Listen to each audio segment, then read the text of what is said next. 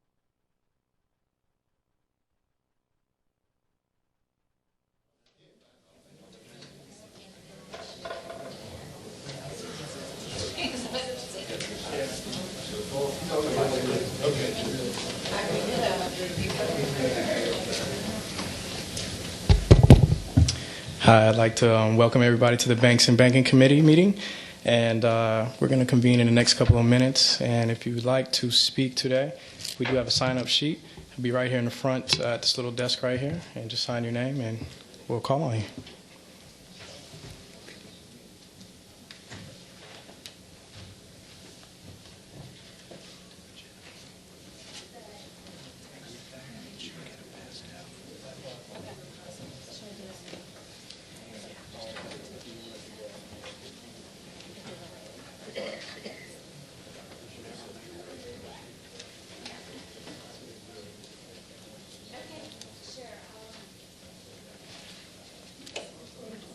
Jennifer?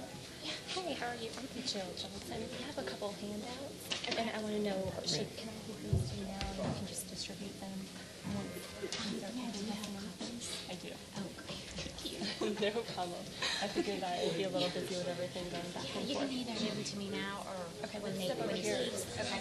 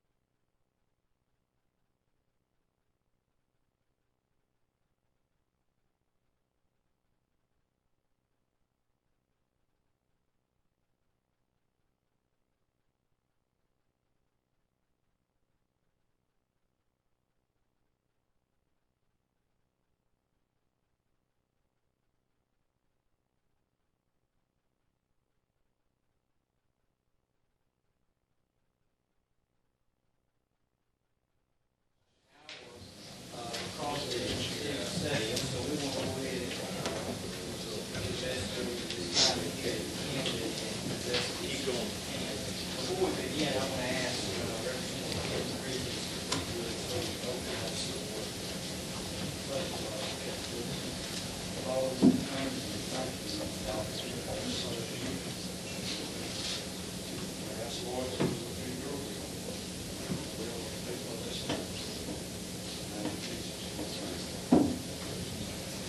you, Representative Reeves. Let me just say again to remind all the members of the committee, because we're on the legislative internet network, it helps if you will press the button in front of your microphone there on the banister right in front of you when you wish to speak or ask a question, and you won't be recognized until you press that button. That lets us know up here on the board that you wish to ask a question, and then you'll be recognized. If you don't mash that button, it doesn't turn your microphone on either, and it may not be picked up over the internet. So I just want to emphasize the importance of that. I want to look at two things today, if we could. And one, to begin with, we've had a lot of different emergency crises come up across this nation, particularly here recent related to the hurricane and Katrina. And with that in mind, I thought that it might be good for us as the Banks and Banking Committee to have a chance, first of all, to meet our new Commissioner of Banks and Banking. If you've not yet met Commissioner Braswell, you'll have that opportunity in just a moment. But also to just sort of get an update on the state of emergency of preparedness that the state of Georgia is in. If all of a sudden all of our power was to be lost, where would we be in the financial institutions across this state, and how would we handle that as the Department of Banks and Banking? So without any further ado, at this time I'd like to ask our new Commissioner of Banks and Banking, Commissioner Braswell, if you would come and address the committee. Thank you, Chairman Mills. I'll give you the shorter version since I know in the interest of time. The Banking Department developed an emergency preparedness and business resumption plan in 2004. We tested it in November of 2004, and we're generally very pleased with the results. However, with the Hurricane Katrina and Hurricane Rita, we now understand that we need to expand our plans to not only include how the banking department and our services will be up and running and how we can resume business, but how the industry as a whole in the state of Georgia can maintain its banking services for its consumers. So we are in the process of expanding that effort. 2 weeks ago, we talked with the FDIC and their leadership over the Atlanta Regional Office, and we'll be working together to develop a plan in which we are working in conjunction with the industry trade groups, as well as GMA, as well as the Federal Reserve Bank of Atlanta, the National Credit Union Administration, all the regulators combined, as well as the industry, to ensure that we have the processes in place to maintain banking services for the citizens of Georgia. We have also learned from our neighboring states, very much so. We have already received a lot of information from Florida, who have, of course, suffered through many of the natural disasters over recent years. And so we have that information and are gleaning things from that and putting it into our plan, as well as we have, our senior deputy and myself have heard the commissioners from Mississippi and Louisiana and give us firsthand accounts of what happened and things that they learned, as well as perhaps additional powers that they had to utilize during that time. And I'll get to that in just a second. From Florida's plan, as well as talking with the commissioners from Mississippi and Louisiana, the things that we have determined that we need to incorporate or to include sample emergency proclamations. Is the statute such that in case we had a large natural disaster or regional disaster of any sort, that the commissioner has the power to invoke, I guess, emergency procedures.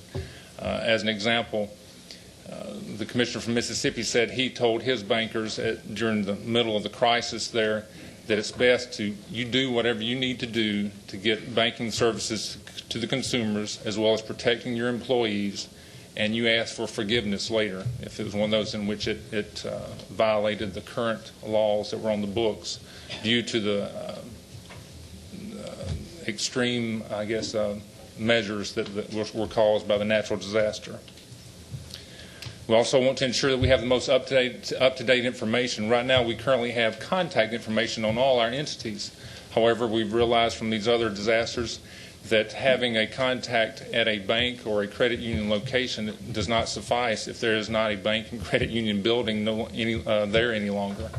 And so we need additional type contact measures, whether it be personal cell phones or people located in other regions of the state. We want to detail the steps for contacting the institutions regarding the ATMs and ensure that for those that may have mobile branches or mobile ATMs, that who those people are and can they be utilized by other banks, kind of joint efforts. Will the Federal Reserve have enough cash on hand in the proper locations to dispense that cash out to the consumers when needed? Seek assistance from the trade associations to have them encourage their members to offer concessions to customers adversely affected by the disaster, such as waiving check cashing fees for non-customers. We're going to prepare, we're in the process of updating our website now to prepare consumer information where they can go to our website. We already have it where they can find many things about a lot of things, a lot of tips. But we want to expand that for more of a hands-on, how do you prevent some of these personal tragedies that could happen to you financially when a disaster hits, as well as if you are affected by it, how to recover quickly from those disasters. Encourage institutions to offer flexibility and waive late payment fees on loans, not to impose penalties for early withdrawal of CDs used to fund recovery efforts, things such as that.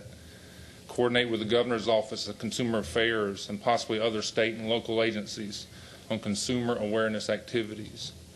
Conduct regular conference calls with the trade associations to monitor recovery efforts and progress. Keep federal and other state regulators apprised of the situations in Georgia related to the disaster, including business closings and openings, bank openings and closings. And basically serve as an information clearinghouse for our institutions, regulators, and the public. We're in touch with the FDIC today, as a matter of fact, and by March 1st, we're going to have our associates get together and to start formulating the actually nuts and bolts of a plan to expand what we currently have to address more of the Hurricane Katrina and Rita type disasters. Any questions regarding that? Let me, if I could, Commissioner Braswell, if you would introduce just for a moment all of the people that you have here with you from the Department of Banking and Finance to the members. And then members, if you have a question, if you will press your button, then I'll recognize you and then you may ask your question. Sure. Thank you, Chairman Mills. I have with me Senior Deputy Commissioner George Reynolds and Deputy Commissioner for Legal and Consumer Administration, Consumer Affairs, Leslie Bechtel. Thank you, Commissioner. Glad to have you with us. And I encourage the members of this committee, if you remember early on, my philosophy is that legislation should be a last resort, not a first reaction. And that means when we have opportunities, some people call them problems, that arise in our communities, then I encourage you to go to that financial institution in your community, try to work it out. If it can't be worked out there, then take it to the next level, which would be our Department of Banking and Finance, and work with our commissioner and others there to try to resolve it. And as a last resort, legislation, if it can't be solved. But at this time, I'd like to recognize Representative Coleman for question. Commissioner, where's your backup data system located? We have ours in College Park. We are located on the northeast side of Atlanta, and we have our backup site on the southeast side of Atlanta. Have you discussed with the Georgia, golly, I'm trying to think of the name of it, but our data operation, Georgia Technology Authority? Yeah, the Georgia Technology Authority, about combining your system? I am not aware that we've done that, no, sir. We do have a backup server available in College Park, so we basically take our data down there and run the computers from our College Park office, and we did that successfully. Is it a private operation? Have you contracted that out, or are you doing it yourself? We do it internally. And we did test it in November 2004, totally as if our system was down and we could not go to our main office. We had the personnel go to the protocol as far as what locations to go to and to see if the backup system worked, and it worked well that time. And that College Park office is our field office for that part of the state. That's right. All right. Any more questions, Representative Coleman? No, thank you. Thank you. Representative Calvin Hill. Thank you, Mr. Chairman. Commissioner, I don't have a question for you, but I do want to compliment you and your staff for being proactive and forward-thinking on this. It's very bureaucratic and very much enjoyed by this committee because we do have the possibility of natural and unnatural disasters in the future. And the better prepared we are in the banking community, I think we'll be serving Georgians well. So thank you very much, and keep up that good work. Thank you. We hope to have the plan finalized. Our goal is by June of this year. Any other questions from the members of the committee? All right, Commissioner, thank you so much for coming and sharing with us today. And again, let me just encourage the members of the committee to get to know the Commissioner, and we want to use that resource that's available to us as well as deputy commissioners. And thank you for coming today. Our next item on the agenda is House Bill 966. Representative Rob Tilley, at this time we'd like to ask you to come and to present your bill to the committee. And I'd like to ask, if I could, Representative David Knight, if you would. I think we had talked about allotting you 15 minutes, and you could divide that, share that with speakers that we had talked about earlier. I know there are a number of people that have signed up to speak afterward. I've got about 8 that have signed up, and as time goes along, we'll see how we will do that. But at this time, Representative Tilley, we'll turn it over to you to present House Bill 966. Thank you, Mr. Chairman and members of the committee. And it's good to see such a full committee room here. I didn't know there was such interest in my little bill, but it's always good to have interested folks. And I thank you for the speed with which you've scheduled a hearing on this bill. I know that it's very difficult, as busy as the session is, and I appreciate the committee members' time in coming to hear about it. What House Bill 966 does is allow an individual to place what's called a security freeze on their credit report. This idea was brought to me by an area council president of my Cobb Chamber of Commerce, who pointed out that our businesses in that area were losing a lot to identity theft. People often think of the consumer, and that's appropriate, but businesses are often left holding the bag when this crime is taking place. 10 states currently allow consumers the ability to freeze their credit, and I would like to see Georgia consider joining them. Congress is also debating a version of the credit freeze. Before I go through the bill in detail, I think it's important to understand the massive nature of the problem of identity theft. It's one of the fastest growing crimes in Georgia. During the past 4 years, the number of Georgia residents who have filed identity theft complaints has grown over 300%. Last year, Georgia ranked 9th in the nation in identity theft victims per capita. These complaints are just the tip of the iceberg. Only 3% of identity theft victims actually report a crime. They generally just go through the process of clearing up the bad credit card and clearing up their credit reports and never actually get a police report filed. So the Federal Trade Commission estimates that more than 263,000 Georgians are actually victims of identity theft in every given year in some way or another. The classic case of identity theft, for the members of the committee that may not have been as aware of this problem, is as follows. A criminal obtains access to personal information. This can happen many ways. A lot of times they take credit card applications right out of your mailbox. Clark Howard now advises people to put a lock on their mailbox and use a key to open the mail. That's how an awful lot of it happens. The person then uses the personal information they've obtained to open fraudulent credit accounts in your name.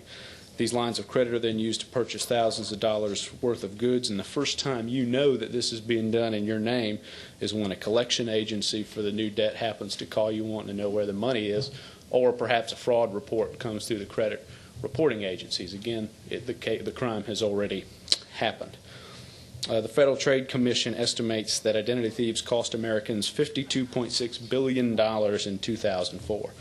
And in a case that demonstrates how vulnerable everyday folks are In 1999, the chairman of the Joint Chiefs of Staff at that time, a man named John Shalikashvili, fairly unusual name, had his personal information stolen because it was entered in the congressional record. Because of some of the medals he'd won, they took his name out of the congressional record, opened 273 credit cards in the name of the chairman of the Joint Chiefs of Staff, and ran up over $200,000 worth of debt.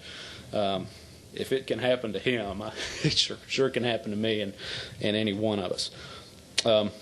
New account fraud such as that in the case of credit cards I just mentioned is especially expensive. It costs our businesses an average of $10,200 per victim. Usually the consumer isn't liable for those charges, but the business is left holding the bag. If someone steals your name and goes to Walmart and buys a television for $200 and they weren't really you, usually Walmart is left there without their television and without their money, and so our businesses are often the ones left holding the bag. Here's how the bill works, and I'd be glad to answer as many questions as the committee has on this. House Bill 966 is designed to stop the crime before it happens by freezing access to your credit file. What does that mean? A security freeze is the right to control access to your own credit report by protecting it with a password, similar to the PIN number that you use at the ATM. A potential creditor will not issue credit unless they can see your credit report, and so thieves will not be able to get new credit in your name regardless of how much of your personal information they have. Consumers are able to lift or thaw the security freeze as they wish from time to time to open new credit. All they have to do is give this new PIN number. Section A of the bill provides definition for use in the statute.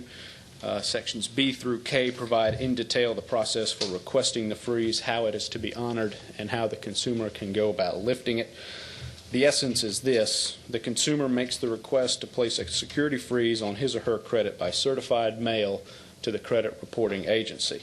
We didn't want to put too much of a burden on the good folks at the credit reporting agencies, and so certified mail doesn't require them to set up email or have people available to answer phones, those sorts of things. The agency then has 5 business days to place the freeze on the account.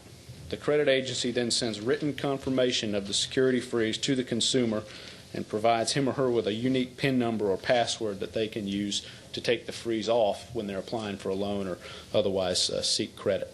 Once the freeze is in place, the reporting agency may not release credit information to a third party without authorization from the consumer.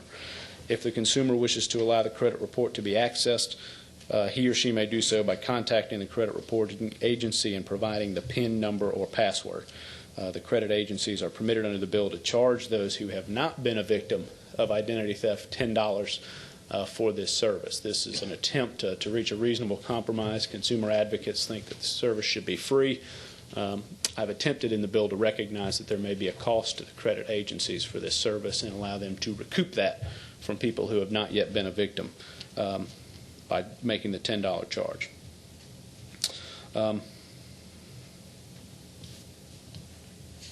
And of course, you can then take the freeze off at any time.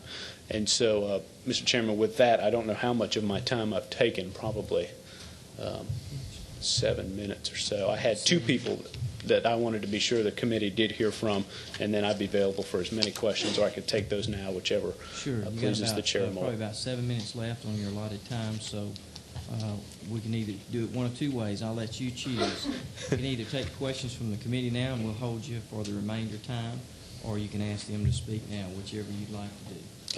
I'd be glad to go ahead and take questions since I've just given the outline. It may be fresh in your mind. Take questions from the committee at this time. If you wish to be recognized, mash your button and we'll recognize you. Representative Lester Jackson. Yes, sir. Small question. You said the victim's going to have to pay a fee of $10? If you are a victim of identity theft and you filed a police report, the service would be free to you. And if you have not been a victim yet but are just attempting to anticipate what may happen in the future, in my version of the bill, I've allowed the credit agency to charge $10 for the service. You don't think that's a little excessive? I have heard that argument from the consumer folks, and I'd leave that to the judgment of the committee. What I've attempted to do is recognize that we are asking the credit agencies to do something, to be able to administrate this freeze. They already do it in 10 states, and they may have to do it throughout the country soon anyway. But in light of placing a new burden upon them, I thought that it was reasonable where their person hadn't been a victim of a crime to allow them to charge that amount to recoup their expenses. But sir, I heard you say earlier that it wouldn't be no charge. There's not like an email or a telephone number. There's no one answering telephone or no one looking for emails to correspond. So it looks like no extra work for the credit bureau. Well, my hope is that they would set up easier ways for people to handle it, but at the least they are putting a new classification onto existing credit accounts, and they probably would have to do some sort of staffing to handle just the receipt of the certified letters if that is what they choose to do. So I do think there'll be some expense associated with administering this, just as with any regulation. So you're saying that non-victims become a victim with this legislation because we're charging them a fee? Well, they get a fee. I pay lots of fees, and I don't think I'm a victim every time I pay one. But, in some states, it is made free to all consumers. That's an argument that can be made. It's perfectly reasonable. But I've attempted to anticipate, to some extent, what the arguments against the bill would be and try to head those off. How many other states have this? Representative Jackson, I'm sorry, I want to ask if you could ask one more. You've asked about questions now, and we've got other members that want to ask. I want you to have plenty of time to answer questions, but I want to be time conscious also. Mr. Chairman, thank you. I'll come back. Okay, thank you. Representative Bob Holmes.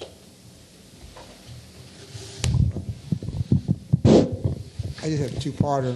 I think it's an excellent concept. First part question is, how long have the other 10 states been in existence in terms of using this? And secondly, how has it affected their percentages of identity or actual numbers in identity theft? I mean, is it working, I guess, is the single question on which those two are parts. Most of the freezes that I'm aware of, there have been 10 done in the states. The federal one has not been enacted yet, have been put in since 2002.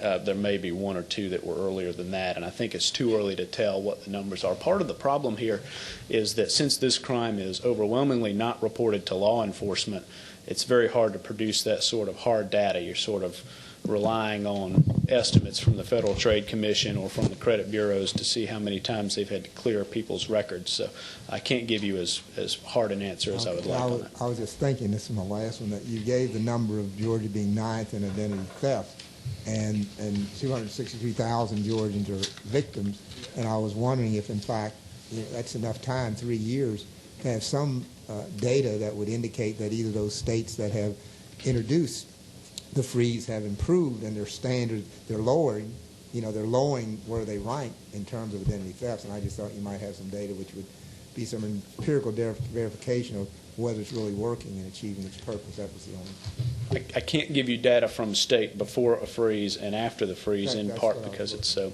rarely reported. All right, Representative Chuck Scheid has a question.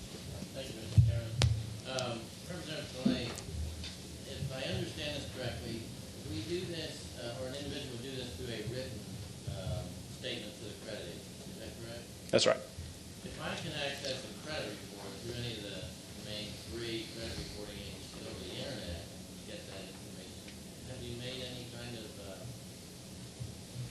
means in here that can be done through the internet so it would be less of a cost? The bill states that the credit agencies may establish procedures by phone, email, or other ways to handle this, and my guess is that they will, because I think that'll be administratively easier for them. In my mind, as we were drafting the bill, my concern was what happens if you have a dispute where there's a large credit card bill and the consumer says, look, I requested a freeze. And they say, well, we have no record of that. Well, I called you on Tuesday. Now you're in a factual dispute that is almost impossible to resolve. The existence of a certified letter really helps to nail that down, because the letter's been sent, it's been signed for, there's record that the freeze was requested. And so I have put in place a requirement that this certified mail process be done because it's more formal, but it is cumbersome. And my hope would be that eventually we get to an email or a phone system where the agencies and the consumers feel reasonably secure. Yes, sir. It's typical in a credit relationship with a lender that if the account became delinquent or some problem that the lender is aware of, that there's sort of a way for the lender to redo another credit report, see if there's a change in status.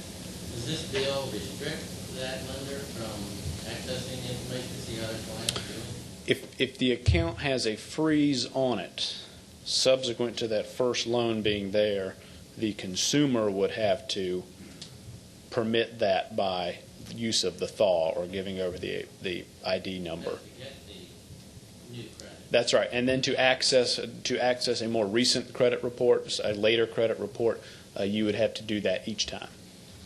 Or what can happen is the consumer can say, I authorize, and this would probably be what happens in your case, I authorize this lender to check me at any time. Anyone else that wants access to my credit is subject to the freeze. That kind of sort of open-ended thaw for a particular lender is available under the bill. Thank you, Mr. Chairman. Thank you, Representative Scheid. Got Representative Maxwell and then Representative Coleman. Representative Howard Maxwell. I'm sorry, we had you up here. Those are the kind of questions I like, Mr. Chairman. Representative Terry Coleman.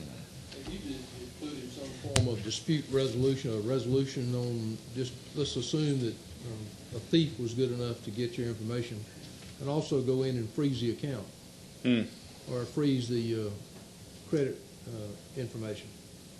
Do you have a process in here to help clarify that? And if they can steal your information, they can also get in and freeze the credit information.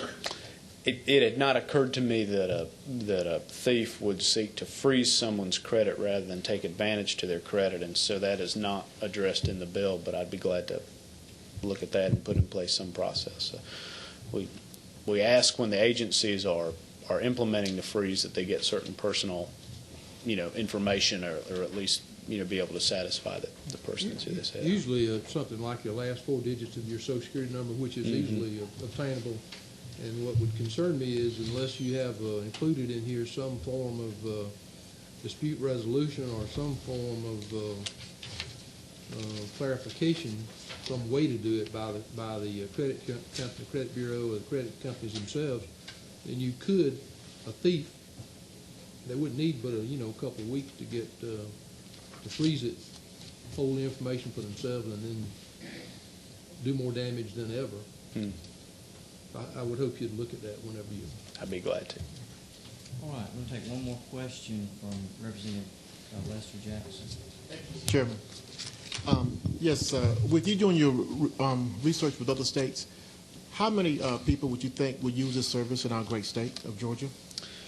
My hope would be that it would be a lot. The experience in the other states has been, and again, this is a fairly new thing, and so we're only 2-3 years into it at the state where it's been in place the longest, has been that very few people take advantage of it the first year, but that it really picks up steam in years 2 and 3 and becomes a much broader usage. And so I can't tell you how many people would take advantage of it the first year. A lot of that would just depend on how many people knew about it, and that's sort of But I'm saying, like the third year in your research with other states, is it 2-3 million? States this size, 2-3 million. I wish I could give you a good answer, but I just don't know the answer to that. I had a question. Yes, sir. If you would indulge me for a moment. You may have already touched on this earlier, but what happens in the case of a freeze? Let's say I call and I freeze my account, and then during that time, how is my credit scored? If there's a continual running credit score kept on your credit, whether you have good credit, bad credit, how will that be tabulated? If you had someone who had bad credit and then they say, hey, there's a way for me to freeze this, how will that work in the real world under this bill? I don't think it will have a meaningful impact, because once the freeze has gone on, new account activity will stop, and so there won't be an effect on credit ratings from new activity. If you're still not paying old bills that were put in place before the freeze, your credit rating could certainly go down. As you pay old debts, your credit rating could certainly still go up. All the freeze does is lock down the opening of new accounts. And so I think your credit rating would still be a fluctuating number based upon outstanding debts and obligations. You have a remainder of about 7 to 8 minutes if you'd like to ask Yes, someone sir. to speak. I know there's several more questions, but I'm going to ask the committee if we could reserve right now. Of course. Let's hear from your speaker. There were two people that I wanted to make sure the committee heard from. The first is Jill Johnson from the Public Interest Research Group. They've done a lot of work in this area in other states. And Kimberly Charles from Atlanta Legal Aid, who represents a lot of consumers who are trying to clear their credit. Just ask that they state their name and who they represent and be conscious of the time. I will do that. 7 minutes, y'all. No pressure, no pressure. All right. Good afternoon, Mr. Chairman and members of the committee. My name is Jill Johnson. I'm a consumer advocate with the Georgia Public Interest Research Group. Georgia PIRG is a statewide environmental and consumer advocacy organization representing more than 4,000 citizen members across the state. I want to thank you for the opportunity to speak today. I also want to let you know I brought a full copy of my statement in longer version, and I can pass that out to everyone. I'll try to keep my remarks here brief. Right. If you'll give those to our aide, she'll pass them out.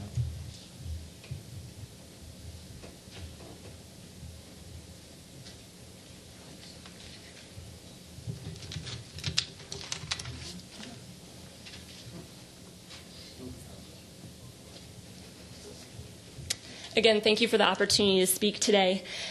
We are here today in support of House Bill 966 with changes, which we will refer to as the Georgia Identity Theft Prevention Act, because it puts consumers back in control of deciding who may access their credit report and can stop identity theft before it starts. We are also passing around a fact sheet that we've put together with AARP Georgia and Georgia Watch, detailing some of the benefits of a security freeze and some of the improvements that we could see that we'd like to see to make the legislation even more efficient.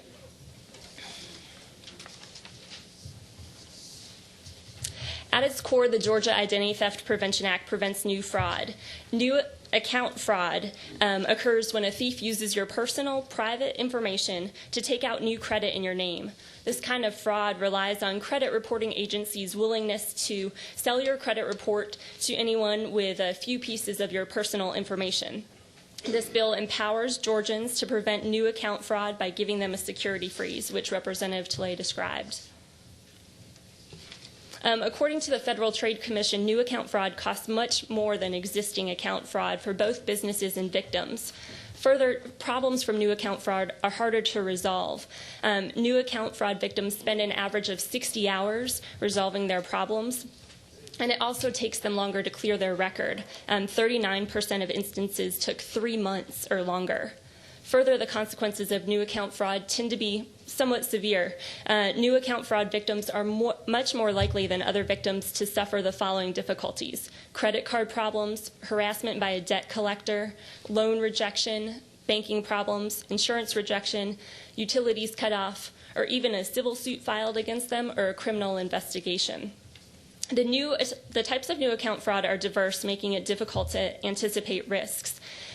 New account fraud extends not only to, say, credit cards, but also to loans, telephone service, checking and savings accounts, internet accounts, insurance, and others. And that's why we need a security freeze. So I'd also like to take a couple of minutes to address the misconceptions out there about security freezes. First, what you may hear, credit reporting agencies have been known to claim that a security freeze is not necessary because they already offer fraud alerts and monitoring services to consumers. Well, let me tell you that a fraud alert is not the same as a security freeze. Although fraud alerts are helpful, they're merely an after-the-fact measure. And unfortunately for many Georgians, this is just not enough. The alarm provided by a fraud alert only serves to notify them that they may have to begin the arduous process of undoing the work of an identity thief.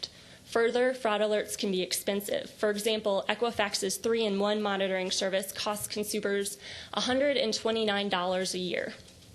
The Chamber of Commerce also claims that this legislation would place an additional cost on businesses. However, fraud currently costs businesses far more than a security freeze will. As Representative Tilley mentioned, a recent Federal Trade Commission survey found that the dollar value of the crime was $52.6 billion with a B, dollars in 2004, and much of that cost is accrued by businesses, be it the credit card companies or the merchants themselves. Also, security freezes do not complicate employee verification hiring, employee verification in the hiring process, as the Chamber mistakenly asserts. A consumer-friendly security freeze would actually have the added benefit of obliging a potential employer to notify candidates when it desires to review sensitive personal information in making hiring decisions.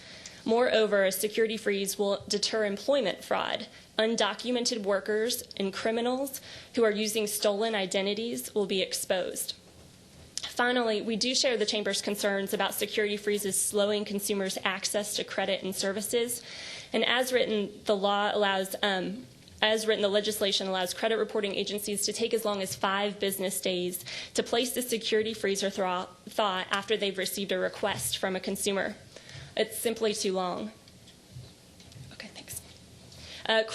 We know that credit reporting agencies are already able to make a credit report or credit score instantly available for the purpose of granting credit.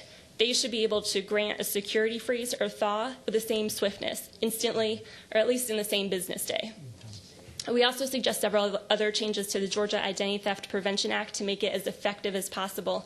Some of these have been changes that have been brought up by members of the committee already. First, as defined, credit information may be interpreted to mean only information found on a credit report that's utilized by an insurer. And we urge the committee to adopt the stronger definition of credit information used by Consumers Union and the state PERGs in our model Clean Credit and Identity Theft Protection Act that's included in the handout. Also, we urge the committee to require credit bureaus to phase in procedures involving the use of phone, fax, internet, and other electronic media to receive and process requests for consumers to place or temporarily lift a security freeze. We note the more convenient we make a security freeze for consumers, the more likely they are to do so and stop identity thieves in their tracks. And finally, the bill requires consumers to pay what we think are hefty fees to credit reporting agencies to place or lift a freeze. Given that there are 3 national credit reporting bureaus, under the current language, Georgians would have to pay $30 to place a freeze and up to $36 to lift it. We think these fees are too much of a burden and will hinder the effectiveness of the freeze, especially for low-income Georgians. We urge the committee to reduce these fees to, say, $3 or eliminate them entirely. Thank you for your time. I also want to just mention 2 gentlemen in the audience, or at least one gentleman in the audience, who's Kent Chandler. Kent, if you could raise your hand. He's a supporter of ours, and he actually just found out a few weeks ago that he's been a victim of identity theft. He drove down here today from Woodstock to share his story, and I know we're short on time, but he's happy to talk with any member of the committee to describe the process that he's going through right now. Sure, and let me just say that, had we known ahead of time that you were coming from Woodstock, we'd have been glad to accommodate that. As I shared with Representative Tilley earlier, there would be a 15-minute time slot, and grace is a wonderful thing. I enjoy it every day. And so we're going to give you 2 more minutes of grace to your other speakers. Thank you very much. And let me just tell you before we go any further, I don't want the committee to think that we're just rushing through this process. This is a very important subject. And looking at it, I can foresee that I would like to make a recommendation in a few moments that we put this in a study committee and study it thoroughly rather than take a quick, rash action. We've got at least, let's see, 2, 4, 6, 8, 9. We've got at least 9 people that have signed up to speak. If we hear all 9 of you, we're going to be here a while. There are other committees waiting to have meetings in here. Since this is going to a study committee, what I'd like to ask, and I'm just going to, out of the 9 that signed up, I'm just going to take the first 2 and would give you about 2 minutes apiece. But let's now, Representative Tilley, if we could hear from your other speakers. Thank you, Mr. Chairman. I appreciate the grace. Very generous of you. Good afternoon. My name is Kimberly Charles, and I'm a staff attorney with Atlanta Legal Aid Society, and I represent low-income victims of identity theft along with other consumer issues and housing issues. Additionally, I was and am a victim of identity theft myself.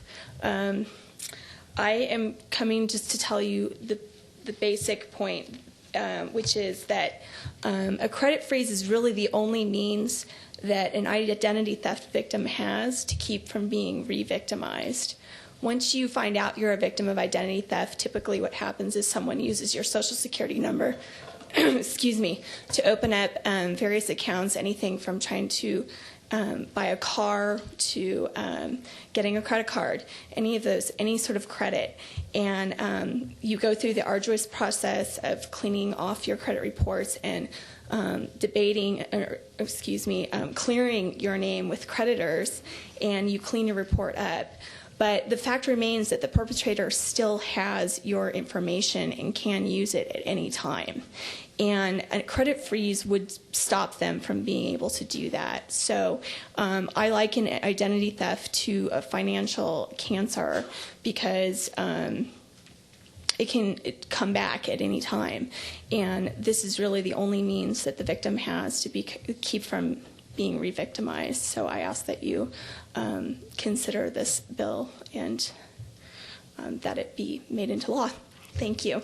Thank you very much for your comments. And Representative Talea, thank you for presenting the bill. At this time, I want to ask the first two, and I just took this on first come, first serve, so no preferential treatment here. But Kirby Thompson, and Kirby, it appears that you're with Equifax. If you would just give us a 2-minute. I know that's asking a lot. But 2 minutes is adequate. Mr. Chairman, members of the committee, I'm Kirby Thompson, Vice President of Equifax, and we're one of the national consumer reporting agencies that was referred to. We're based here in Atlanta. We've been here about 100 years. We always welcome a chance to talk about identity fraud because clearly identity fraud is something that we oppose because we want people to have accurate credit, and accurate credit information. Our credit files is what we sell to our customers.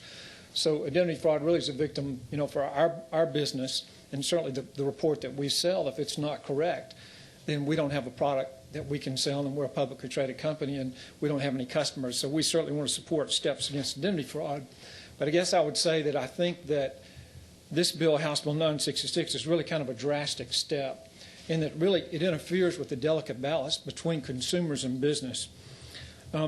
As been referred to today, let me just mention some of the things that are currently in federal law that gives consumers tools to protect against identity theft. First of all, there was a mention about credit card offers that get put in your mailbox. Today, you can call an 800 number at Equifax, and you can opt out of pre-approved offers of credit. So if you don't want to get those kind of offers, you can certainly take your name off those lists, and we do those every day.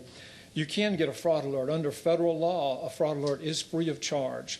A fraud alert is something that you don't have to be a victim of fraud. If you lose your wallet, if at any point in time you would like to put a fraud alert in your file, you call an 800 number, and we put that in your credit file. And that means that any time a credit grantor, lender, whomever pulls your credit report, there'll be a fraud alert there, and it's up to that lender to do further authentication, further verification to make sure indeed you're the customer that they want to deal with. Third, we also have something that with a police report, if you have been a victim of identity fraud, you can block trade lines. If you show us that you've been a victim of fraud, and then you show us that this trade line could be fraudulent, we block that. Under federal law, we have an obligation to block that, and that's also shared immediately with the other two credit reporting agencies. And then I guess the most important thing that's happened under federal law and for many years under Georgia law is you get a chance to get your credit report free of charge. In Georgia, you get 2 free copies of your credit report. Under federal law, you get an additional 1 free copy of your credit report. You can go to a website called annualcreditreport.com, and you can get a copy from all 3 of your credit agencies. These are all prescribed under federal law. Credit reports are only provided under a very strict law that's called the Fair Credit Reporting Act. There are a number of things that the Federal Trade Commission does. I ask if you could. I'm trying to be pretty strict and fair I understand. on this, and I apologize for interrupting you, but I would be unfair to the others if I didn't ask the same. So absolutely, there's going to be further time, and I'll be available for questions if anybody needs that to study this, and I would encourage all of you that have come. And while I know there are those of us that are here, and our time is being paid, I tell you that my feelings go out to most of the citizens who took their time and drove here and not even being recognized. So again, I apologize to you for that, but had we known ahead of time, we would have worked that out. And we will have a study committee where you'll have ample time to share before then. So thank you, Mr. Was there a question that? We're not going to take any questions right now. I'm afraid if we open that up, we'll be here even longer. Absolutely. Thank you, though. I'd like to ask Brenda Jones, who had signed up, if you would, Brenda, state who you're with, and you'll have 2 minutes as well. Okay, thank you, Mr. Chairman. Mr. Vice Chairman, members of the committee, thank you for a few minutes to share our concerns with you about this bill. I'm Brenda Jones, and I'm Director of Government Affairs at CheckFree. CheckFree is an online banking and bill payment processor for all the top banks in the nation, many billers. We provide that back-end service to the banks to about 14 million consumers across the United States. As part of our commitment to providing a safe and secure environment for almost $1 billion that flows through the ACH system at the Federal Reserve every night, CheckFree has created a discreet and very dynamic enrollment process that was designed specifically to protect consumers and their identity based on information that's contained in the credit report. If consumers restrict access to that personally identifiable information when they freeze their credit file, then we are not able to authenticate identity, and the check-free enrollment process stops, and potentially we lose a customer right there. I think consumers are becoming much more sophisticated and better educated about ways to protect their personally identifiable information, and we have lots of statistics that show that the number of incidents has actually come down for identity theft and fraud. In a recent Javelin study, the reports of ID theft in the United States have actually declined in each of the last 3 years. I think consumers may feel that freezing their credit file actually gives them more control of their information and their identity. We believe it actually puts them at risk. Turning a file off and on numerous times opens up the opportunity for errors to occur and for fraudsters to intervene. We know from industry research that fraudsters are smarter and swifter than some of us in legitimate businesses many times. Access to credit file information is part of the free flow of information that we talk a lot about in public policy debates. This bill, if it was passed, would restrict access to information that would ultimately protect consumers and safeguard the identity. So while this could be viewed as simply an inconvenience for businesses like CheckFree or our partners at Equifax or many of the banks that use us, we believe it has the potential to harm and not help consumers, and we would respectfully ask that you carefully consider these concerns as you continue to deliberate House Bill 966. Thank you, Mr. Chairman. Thank you, Ms. Jones. And it would be the recommendation of the chair that at this time what I'd like to do is to ask the Subcommittee of Financial Institutions and Services to study House Bill 966, Representative Tilley. And Representative Calvin Hill is the chair of that, and Vice Chair is Ben Bridges, and Representative Jack Murphy is the Secretary of that committee. And in your folders, you should have a list of who is on that, and so I would ask you, Representative Tilley, to work with the committee, and those that are here today who are concerned about this bill, I would just say that there are a number of concerns, and I, as an individual, have great concerns about identity theft, personally.